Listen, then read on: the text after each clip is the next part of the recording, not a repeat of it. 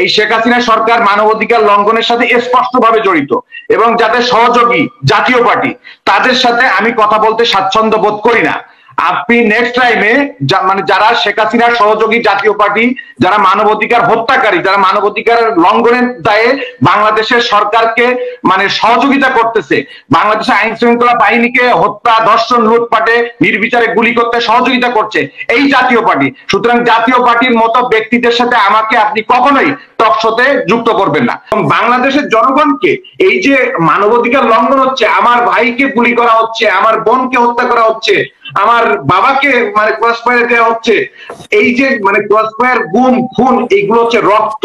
এই রক্ত, blood will be সে, আপনাকে মনে রাখতে হবে, ব্লাড কিন্তু কথা বলবে।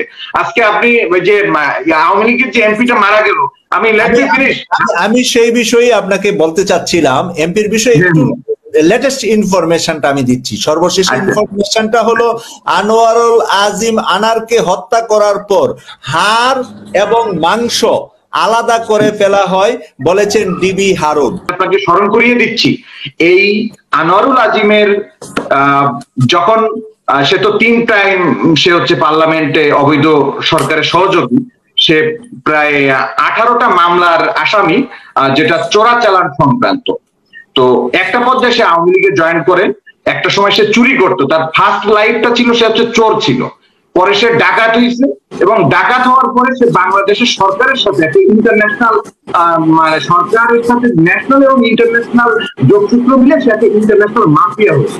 আপনি জানেন যে সরকারের সাথে যারা থাকে তারা তো মানে সরকার যাদেরকে মানে নমিনেশন দেয় তারা কিন্তু ন্যাশনাল এবং ইন্টারন্যাশনাল লেভেলের চোর ডাকাত গুলোকেই সরকার তাদের ক্যাবিনেটে রাখে। তো এই আনোয়ারুল আজিম হচ্ছে তার মধ্যে একটা অন্যতম।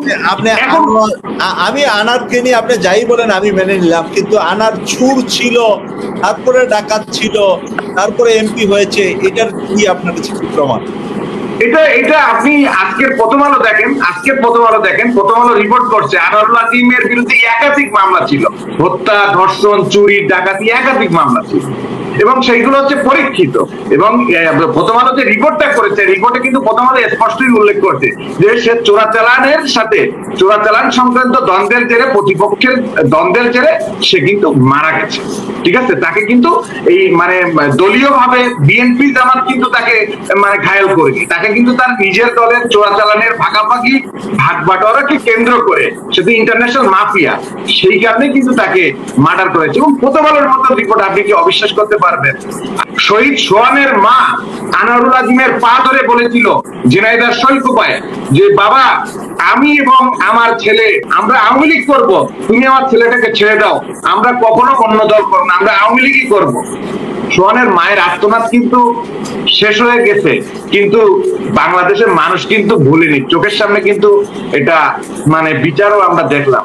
সোহানকে তার চোখ দুইটা উপরে ফেলাই দেওয়া হয়েছিল, যে চোখ দিয়ে মানে মানুষ মানে দুনিয়ার আলো দেখবে, মৃত্যুর পরেও এত নৃশংস, এত পাশবিক ভাবে এই আনোয়ারুল আজিমের নেতৃত্বে ঝিনাইদহে প্রায় 17টা বিএনপি এবং জামাতের ইয়াং ছেলেদেরকে হত্যা করা হয়েছিল এবং রাষ্ট্রীয় বাহিনীর সহায়তা নিয়ে।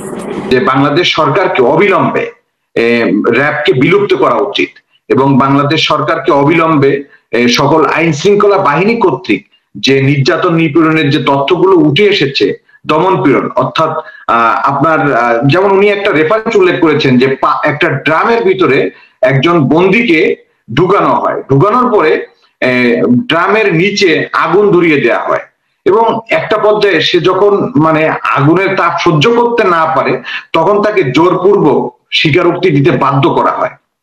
এরপরে র্যাবের আরেকটা সোর্সের কথা এখানে উল্লেখ করা হয়েছে যে র্যাব হচ্ছে আপনার তাদের যে টর্চার সেল রয়েছে, এই টর্চার ছেলে হাতের নখগুলো, পায়ের নখগুলো পর্যন্ত কাঁচা নখ মানে তুলে সেখানে লবণ দেয়া হয়, এরপরে ইলেকট্রিক শর্ট দেয়া হয়, অর্থাৎ পুরা মানে নির্যাতনের যে একটা ক্লাসিফিকেশন, এটা মানে সেখানে বিশ্বাসযোগ্য নির্যাতনের ক্লাসিফিকেশন গুলো সেখানে উল্লেখ করা হয়েছে। সরাসরি শুট করা, একটা মানুষকে আইনের আওতায় না নিয়ে, তাকে জবাবদিহিতার আওতায় না নিয়ে বিচার বহির্ভূত হত্যা করা, এটা র্যাব 2004-এ যখন র্যাব গঠন করা হয়েছিল তখন কিন্তু এটা র্যাবের বিরুদ্ধে ওঠেনি।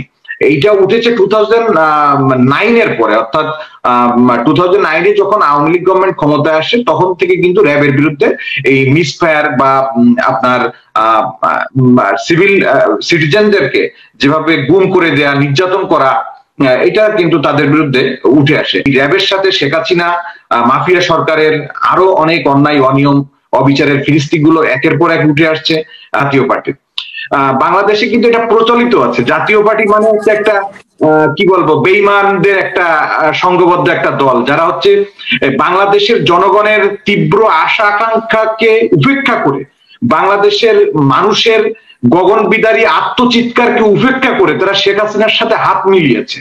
তো এই শেখ হাসিনার সাথে যারা হাত মিলায় তারা তো বলবেই যে আসলে জাতিসংঘকে তারা ম্যানেজ করতে পারবে, কারণ শেখ হাসিনা তো জাতীয় পার্টিকেই ম্যানেজ করে ফেলছে রাতের আধারে। তো শেখ হাসিনার তো অনেক মানে সোর্স থাকতেই পারে, বিভিন্ন সোর্স, ইন্টারন্যাশনাল লবিং স্টবিং গ্রুপ রয়েছে, তারা তো বিভিন্ন ভাবে ম্যানেজ করবে, এটাই স্বাভাবিক, অস্বাভাবিক কিছু না।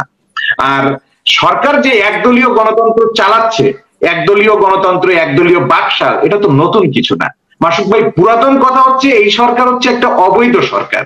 এই দেশে একটা মাত্র দল যারা জনগণের সরকার হিসেবে প্রতিষ্ঠিত, সেটা হচ্ছে বিএনপি এবং জামাত, জাতীয়তাবাদ এবং ইসলামী মূল্যবোধের সপক্ষে শক্তি। যে দলকে মানুষ এখনো তীব্রভাবে চায়, যেখানে রাস্তায় নামলেই গুলি করে দেয়া হয়, যেখানে মানে ক্রসফায়ার যে দেশের নিত্য দিনের একটা চিত্র। তো সুতরাং মানে এই অবৈধ সরকারের পতন না হওয়া পর্যন্ত বাংলাদেশে মানবাধিকার কখনোই সমুন্নত হবে না। জাতীয় পার্টি মানেই হচ্ছে একটা বেঈমানদের দল, ঠিক আছে? এরা হচ্ছে রাতের আধারে শেখ হাসিনার সাথে মিলিত হবে, আবার দিনের বেলায় মনে করেন যে আরেকজনের সাথে মিলিত হবে, এটা তাদের ক্যারেক্টার। জাতিসংঘকে আসলে মানে আপনারা যেভাবেই মূল্যায়ন করেন না কেন, জাতিসংঘ ম্যানেজ, মানে জাতীয় পার্টির ভাষায় জাতিসংঘ ম্যানেজ হতে পারে, কিন্তু আমাদের ভাষায় ম্যানেজ হবে না।